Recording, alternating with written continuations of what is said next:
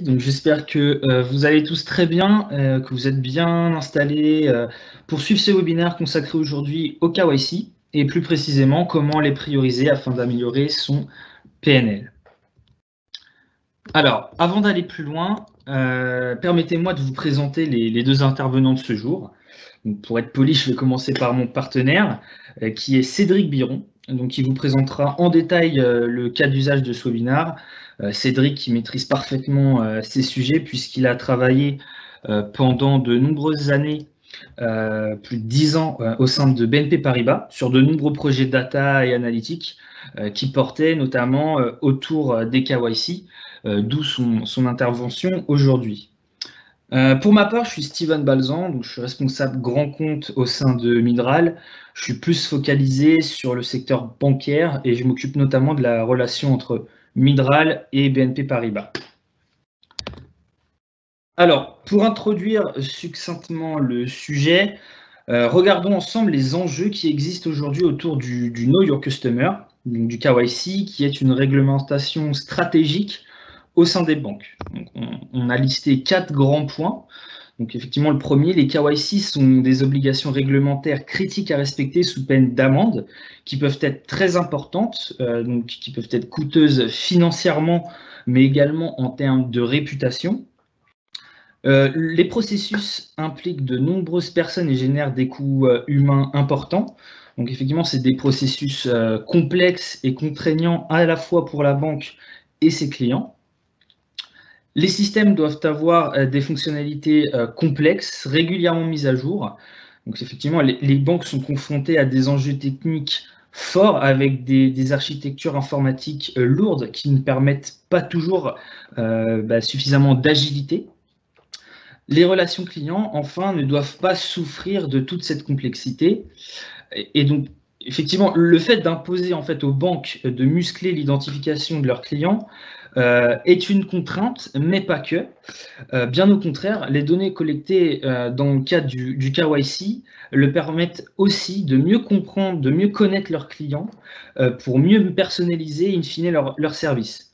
D'où le titre de ce webinaire qui va se focaliser sur comment prioriser vos KYC afin d'améliorer son PNL. Voilà l'agenda que nous allons suivre aujourd'hui. Donc, dans un premier temps, on va vous présenter un peu plus en détail Midral, qui on est et notre cœur de métier.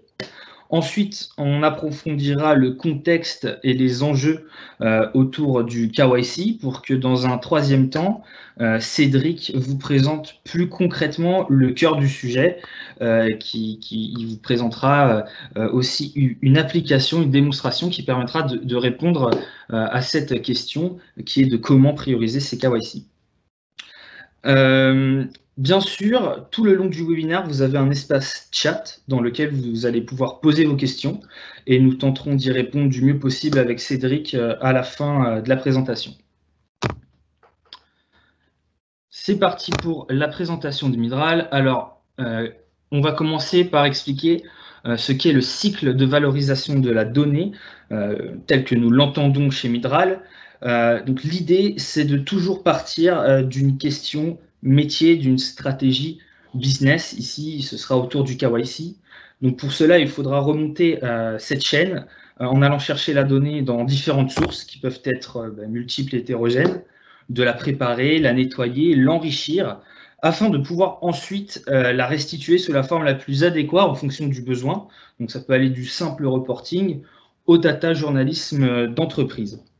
Donc pour ceux qui ne connaissent pas ce concept, le data journalisme, c'est une façon de retranscrire de façon synthétique et scénarisée l'information, donc à l'image d'une infographie interactive, pour qu'elle soit compréhensible par tous, par le plus grand nombre. Vous l'aurez compris, le métier de Midral, ça va être de vous accompagner sur tous les segments de ce cycle avec différents services. Donc que ce soit avec des missions d'expertise, de conseil, ou vraiment de vous accompagner de bout en bout de votre projet de mise en œuvre de solutions décisionnelles. Donc pour ce faire, nous sommes partenaires de différentes solutions technologiques qui nous permettent d'agir sur l'ensemble de cette chaîne de valorisation de la donnée pour, in fine, créer des applications, des outils d'aide à la décision qui vont vous apporter de la valeur, qui vont apporter de la valeur à nos clients à travers différentes thématiques, comme par exemple celle d'aujourd'hui autour du KYC. Enfin, pour assurer le transfert de compétences vers les utilisateurs, nous sommes aussi centre de formation certifié Datadoc, donc c'est gage de qualité pour former les utilisateurs à l'ensemble de ces outils analytiques. Voilà, donc sans transition, je vais laisser la main à Cédric pour entrer vraiment dans le vif du sujet. Et pour ma part, je vais vous retrouver à la fin de cette présentation pour la séance de questions-réponses.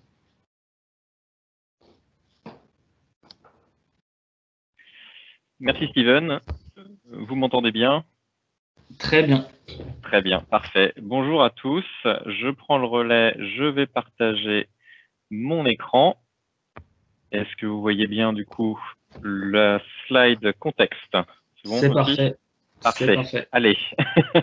Donc, enchanté, je suis Cédric, tel que Steven m'a présenté. J'ai travaillé chez BNP Paribas, je suis consultant data. Je vais donc vous parler de plus en détail des enjeux et des définitions autour du processus KYC et ensuite vous faire une démo de solutions qu'on peut apporter pour piloter son KYC et maîtriser son PNL. Donc le contexte autour du KYC, c'est en général des dashboards qui existent déjà dans l'entreprise, dans la banque, qui ressemblent souvent à ça et qui apportent déjà quelques éléments, mais malheureusement sont souvent très descriptifs et assez peu opérationnels et assez peu actionnables. De ce slide, de ce dashboard, je peux voir l'évolution de ma performance, du nombre de fichiers reçus, envoyés et à contrôler.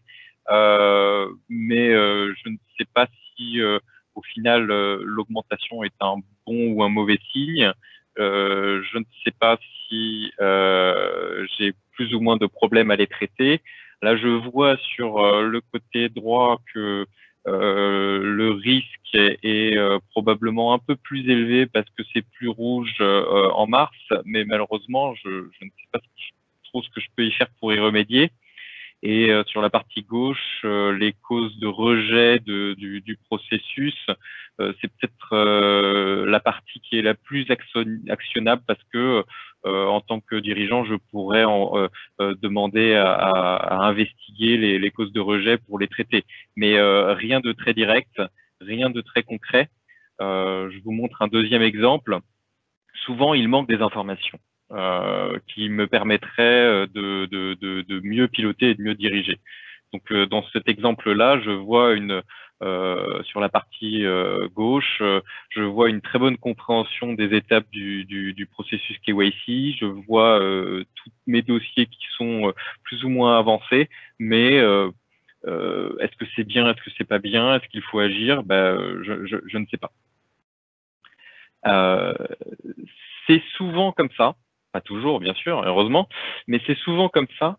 Les rapports sont très descriptifs, peu ou pas actionnables, parce que on a tendance à un peu suivre l'effet lampadaire. L'effet lampadaire, ça commence par une blague. C'est l'histoire de la personne qui cherche, qui est à quatre pattes près d'un lampadaire. Quand on lui demande qu'il a perdu, s'il a perdu ses clés ici, il répond que non, il les a perdues 200 mètres plus loin dans le parking, mais c'est le seul endroit où il y a de la lumière. Donc, appliqué au KYC, appliqué à la data, en général, il y a beaucoup de dashboards ou de solutions qui tentent de résoudre le problème qu'ils peuvent résoudre. Et c'est un peu dommage, c'est souvent le signe qu'on a appliqué une méthodologie de projet qui est partie plus de ce qu'on pouvait faire que du réel problème. C'est-à-dire, dans ce cas-là, on a un problème de KYC, donc on va chercher le système qui gère le KYC, on extrait des données du KYC, on fait des analyses avec ces données-là, des rapports, et donc on a des réponses aux problèmes des données purement KYC. Mais en général, dans ces cas-là, cela va être des réponses tout à fait pertinentes. Combien de KYC sont en retard? Est-ce qu'il y a des high risks? Comment éviter d'avoir des KYC en retard? Comment résoudre comment comprendre les causes de rejet? C'est intéressant, mais souvent c'est pas suffisant.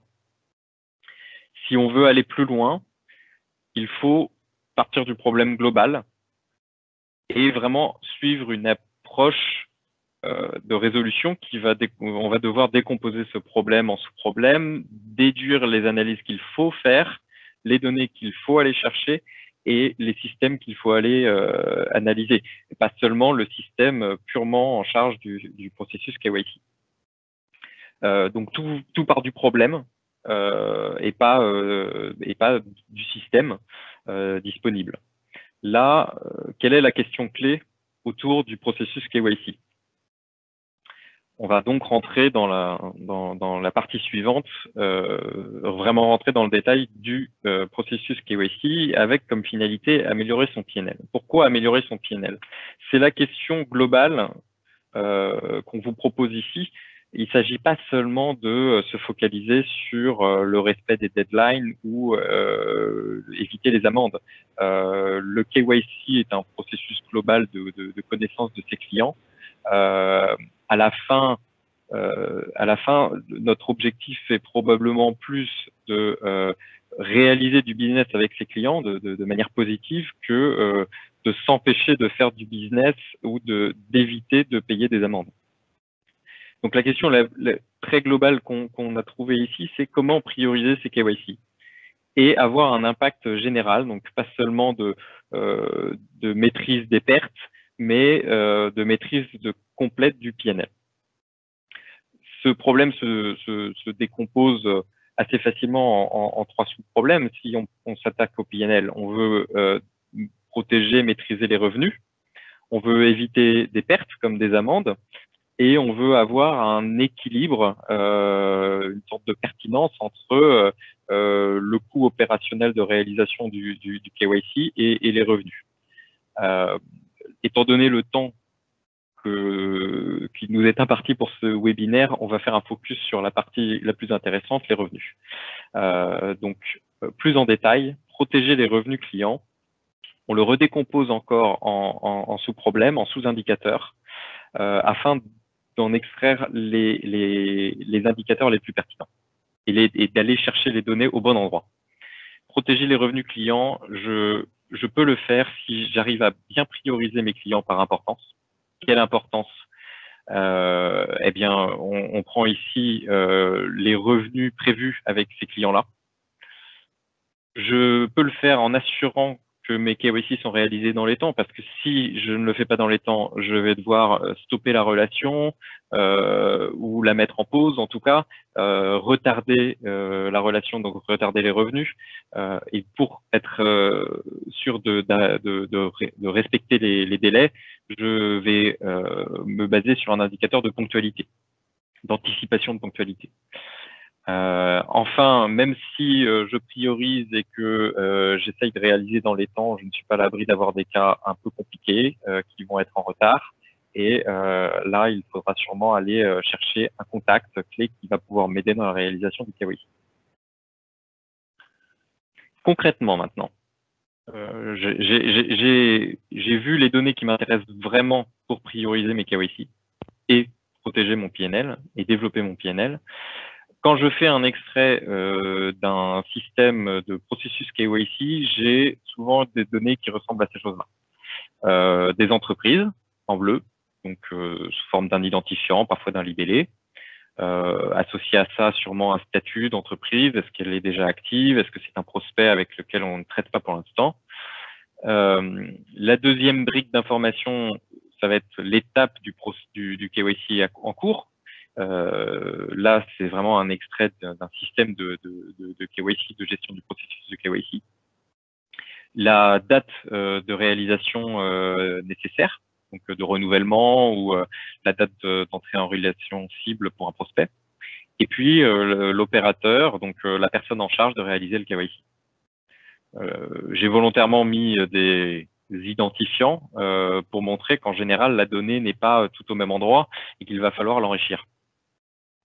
Il va falloir l'enrichir et la comprendre. On parlait d'étapes au précédent slide. Et je vous montre volontairement un processus KYC très simplifié en 3 grandes étapes: collecte de documents, analyse des documents et revue et validation du KYC. Et pour illustrer simplement ces informations-là, chaque étape dure 30 jours, chaque étape dure un mois, ce qui correspond plutôt à un KYC de type corporate côté banque d'affaires.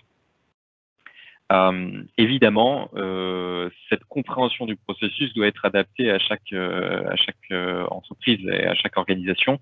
Au-delà des macro-étapes, il y a aussi beaucoup de sous-tâches et sous-étapes qui peuvent apporter beaucoup plus à la compréhension et à la priorisation de ces KYC. Je reviens du coup sur la data, ma source de données en bas à gauche, que je vais enrichir parce que je veux en savoir plus sur mes entreprises. Je veux savoir leur nom, leur industrie, et les revenus en haut à droite, les revenus budgétés, mes revenus prévus avec chacune de ces entreprises-là. Je veux enrichir également au niveau de l'étape des KYC, puisque je voulais montrer un numéro d'étape ne m'aide pas beaucoup. J'ai envie de comprendre à quel libellé, à quelle étape cela fait vraiment référence.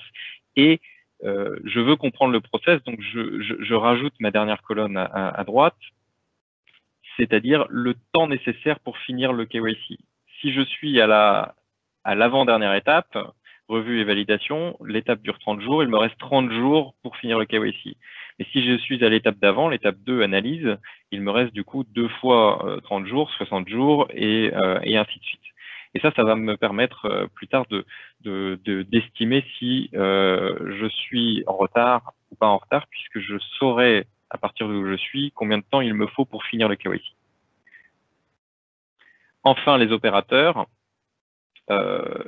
C'est très important dans les cas où on est en retard, où on a un KYC qu'il faut absolument réaliser le plus vite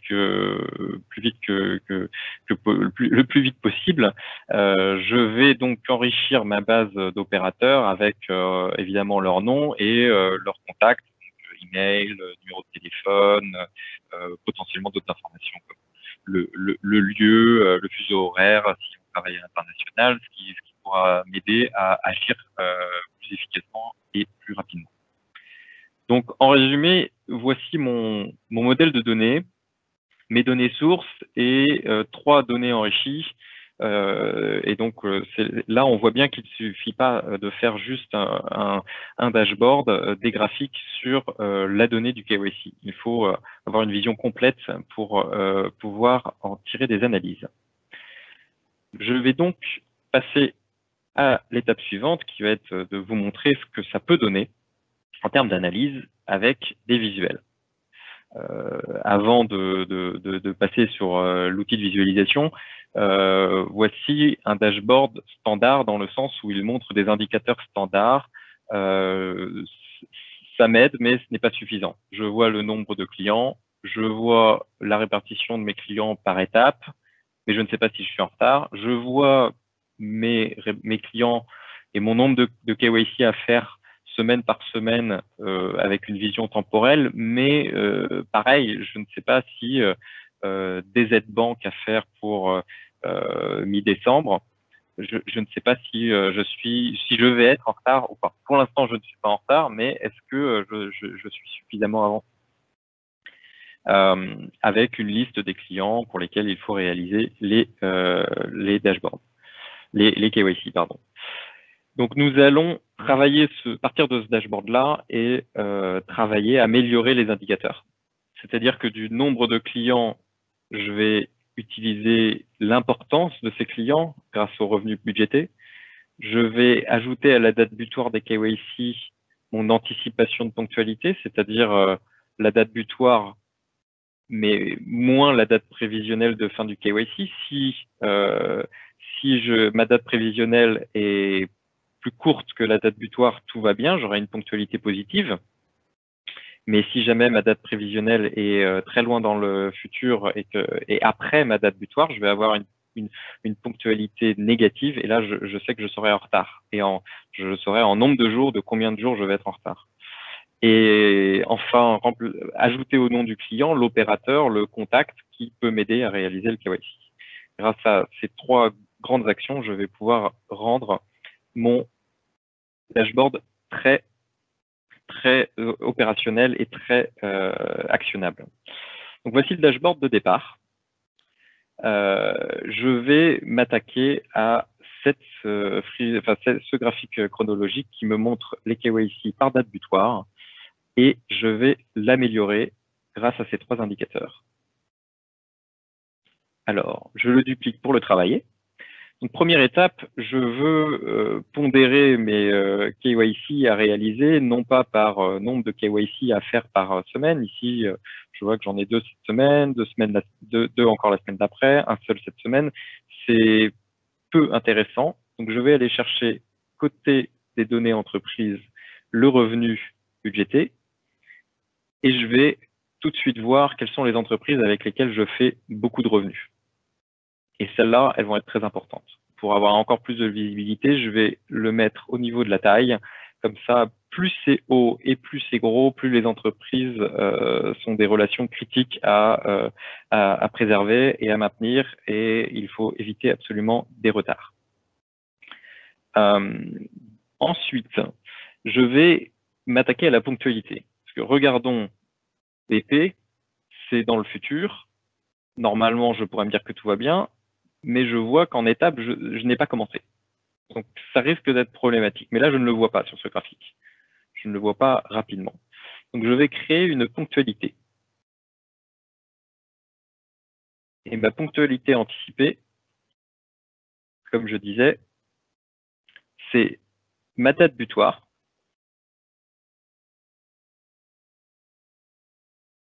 Ma date butoir moins aujourd'hui, ça me donne le nombre de jours qu'il me reste.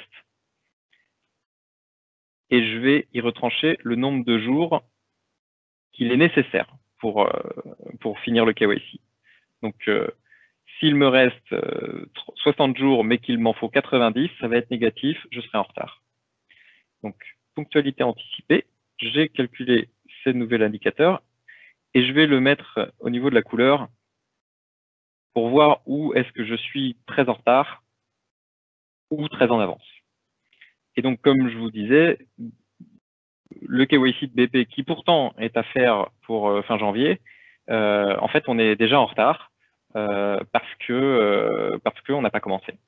À l'inverse, ici, je vois des couleurs bleues, c'est-à-dire que je suis légèrement en avance ou carrément en avance, parce que là, j'ai déjà fini et que je suis, alors que la date butoir est dans le futur. Bon, l'échelle n'est pas très facile à lire parce que on est sur quelque chose de continu.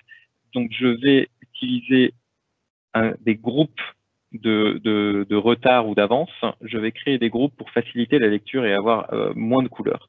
Donc, je vous montre ce champ que j'ai déjà créé et je vais l'utiliser. Il utilise ma ponctualité. Et si ma ponctualité est inférieure à moins 30 jours, c'est-à-dire que je suis très en retard, si c'est négatif, je suis en retard, si c'est positif, mais avec jusqu'à 30 jours, je suis à l'heure, et si j'ai plus de 30 jours d'avance, je suis clairement en avance. Grâce à ces groupes, je vais avoir un code couleur qui va être beaucoup plus facile à lire et donc plus actionnable. Je vois que j'ai beaucoup de très en retard dans mon exemple, quelques clients également en retard. Donc, dernière étape, pour en rajouter encore un petit peu plus, je dirais que cette partie-là est optionnelle, ça va être de rajouter également visuellement l'information de l'étape du KYC. Ici, si je vais sur l'infobulle, je vois l'étape du KYC. Ici, c'est pas commencé. Ici, c'est en collecte de documents. Mais j'aimerais le voir également. Donc, l'étape du KYC, je vais la rajouter sur le format Et donc là, je reprends mes Harvey Balls pour voir rapidement là où c'est pas commencé, là où c'est commencé à étape 1, étape 2, étape 3.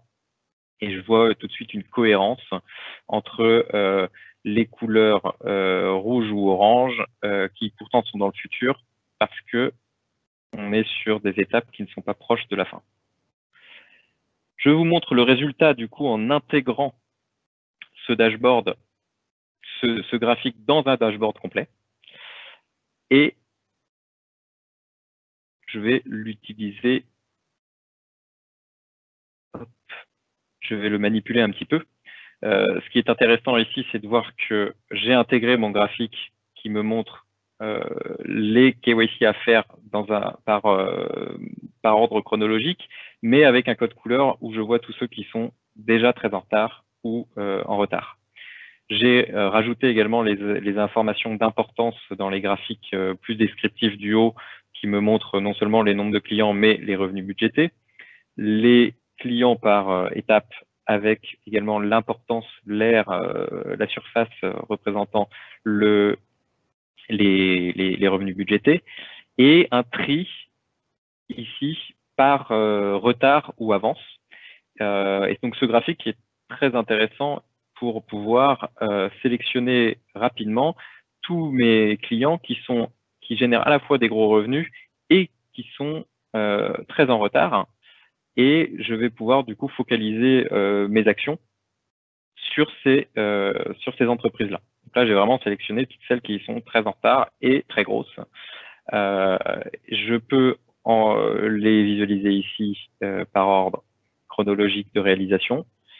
Et typiquement, un KYC qui n'a pas été fait avec pourtant beaucoup de revenus, là, il faut vraiment faire quelque chose ou alors arrêter la relation. Du coup, je vois tout le détail sur la partie du bas. Je vois mes 3 indicateurs qui m'intéressent, combien de temps il me reste. Si je suis en négatif, c'est que c'est déjà en retard. Ma ponctualité anticipée et mes revenus pour pouvoir prioriser par importance. Le dernier point, on parlait de contact clé. Le dernier point, c'est de pouvoir y faire quelque chose. Je veux agir sur ce client-là. J'ai dans le système les informations de contact de ce Daniel Torres. Donc, je peux directement utiliser l'outil de visualisation et faire le lien pour envoyer un email pré-rempli avec les coordonnées du client et potentiellement plus l'identification du process afin de pouvoir agir et de résoudre le problème. Je reviens sur la présentation.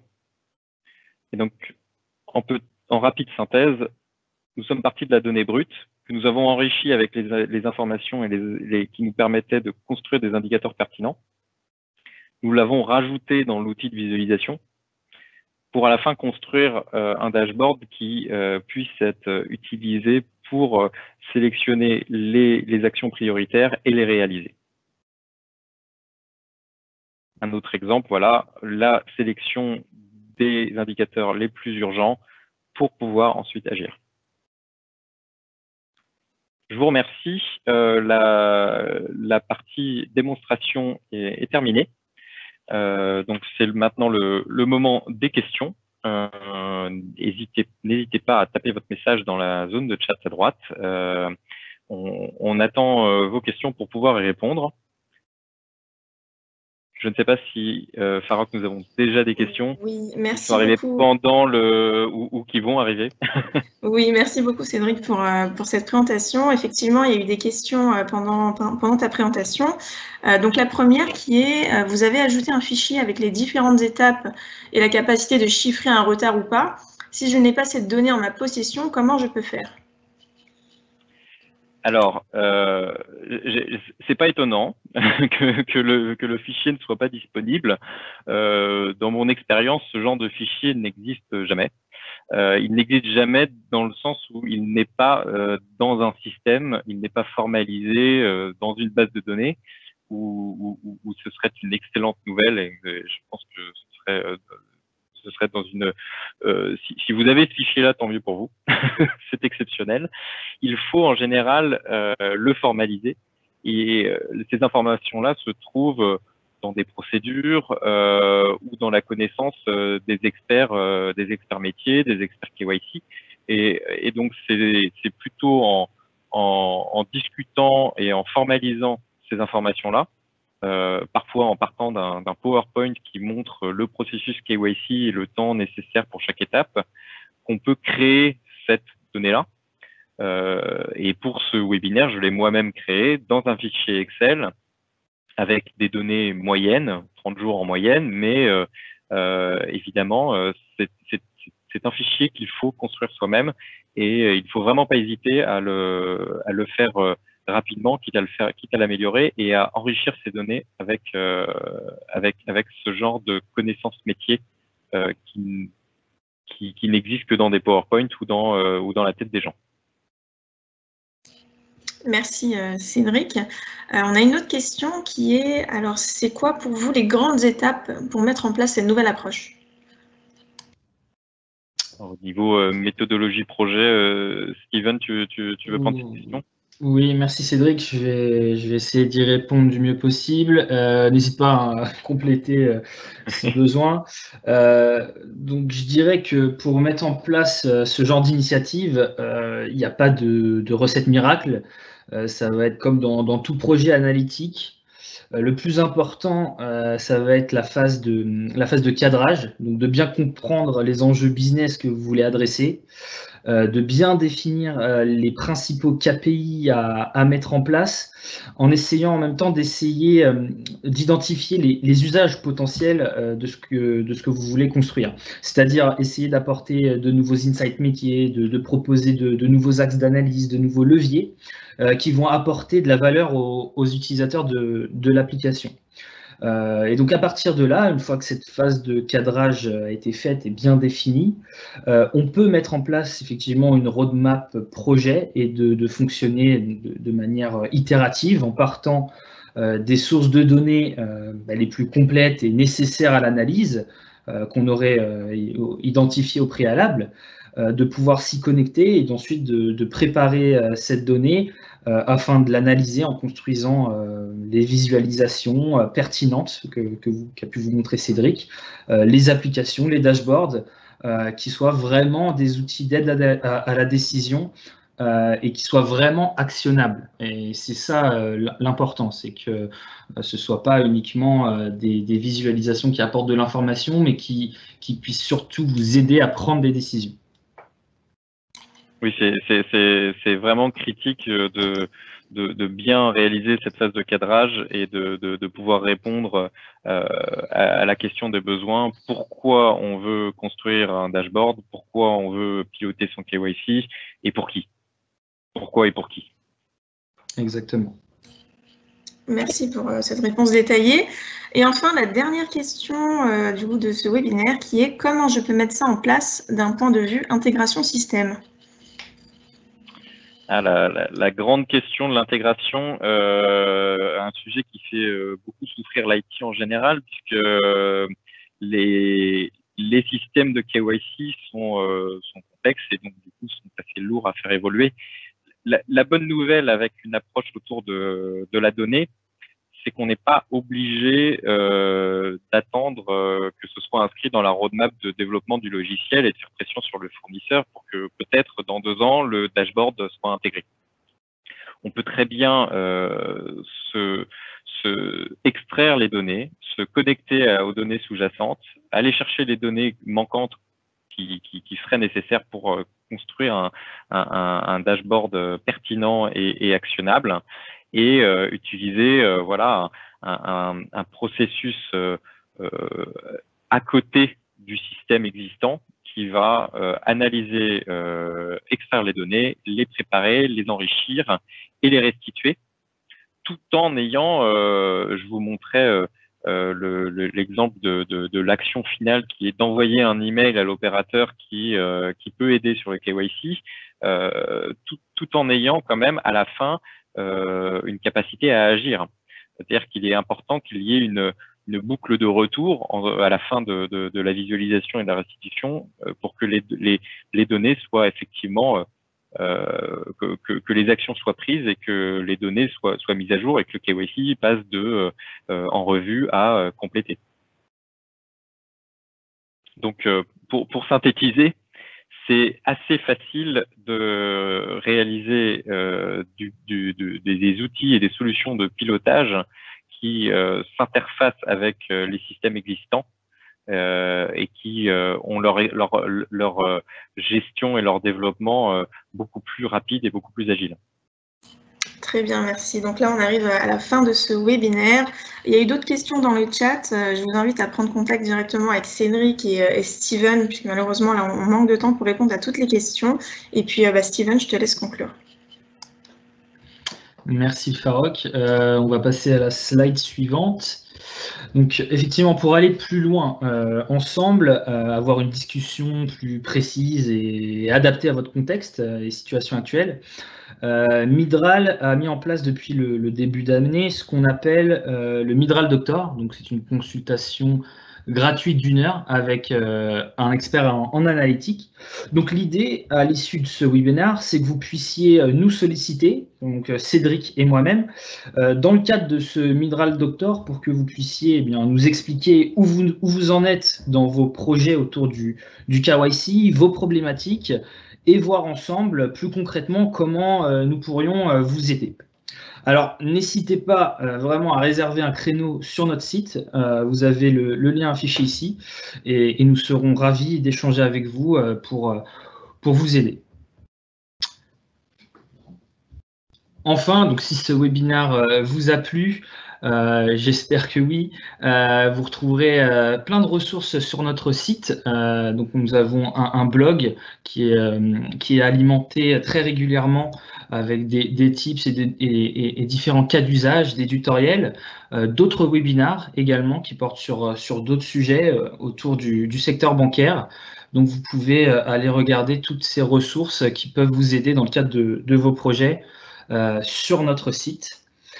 Voilà, je pense que c'est la fin de ce webinaire. J'espère qu'il vous aura plu et qu'il aura répondu à vos attentes. Pour ma part, je vous souhaite une bonne semaine, d'excellentes fins d'année, parce qu'on y arrive. Et je vous dis à très bientôt, soit dans le cadre d'un nouveau webinaire, soit lors d'un futur échange. Allez, à bientôt. Merci, au revoir. Merci à tous, bonne journée, au revoir.